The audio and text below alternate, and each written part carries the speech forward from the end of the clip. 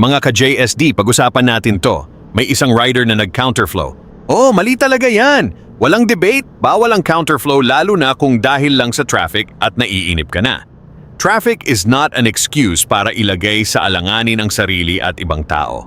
Pero eto ang mas mabigat na tanong. Kung mali ang rider, tama ba na igit-git siya?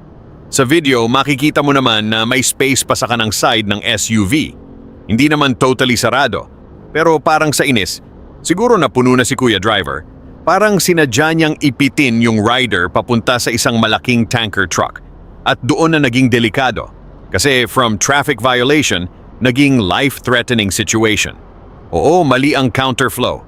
Pero hindi rin tama na turuan ng leksyon ang kapwa motorista sa pamamagitan ng paglalagay sa kanya sa bingit ng aksidente. Hindi tayo enforcer, hindi tayo judge. Isang maling galaw lang diyan, pwede nang may madamay na pamilya. Sa kalsada, dalawang bagay ang kailangan. Disiplina at pasensya. Kung nagkamali ang rider, hayaan mo ang batas ang humabol sa kanya, hindi ang bumper mo. Kapag may nakita tayong mali sa kapwa, imbes na pairalin ang pasensya, inuuna natin ang inis. Pero tandaan natin, hindi mo kontrol ang mali ng iba. Pero kontrol mo kung paano ka magre-react. Sa kalsada, hindi paunahan ng pride. Paunahan yan ng pag-iwas sa trahedya. Mas okay nang ikaw ang umiwas, kaysa ikaw ang maging dahilan ng sakuna. Drive safe lagi, mga ka-vlogs. Sa mundong puno ng galit, piliin nating maging kalmado.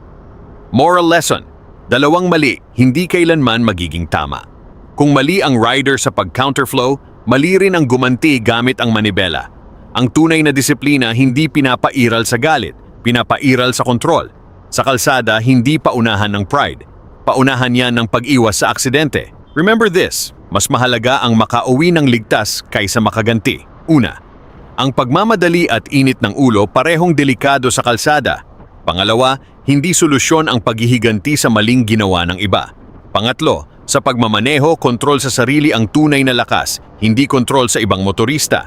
Sa kalsada, hindi paramihan ng tama, paramihan yan ng pasensya. Kung mali ang isa, huwag nang dagdagan ng isa pang mali. Dahil sa huli, hindi pride ang uuwi sa pamilya mo. Ikaw dapat. Kayo, ano sa tingin nyo? Road rage ba dito o tama lang na tinuruan ng leksyon? Drive safe lagi, mga ka-JSD. Isang segundo ng galit, pwedeng habang buhay na pagsisisi.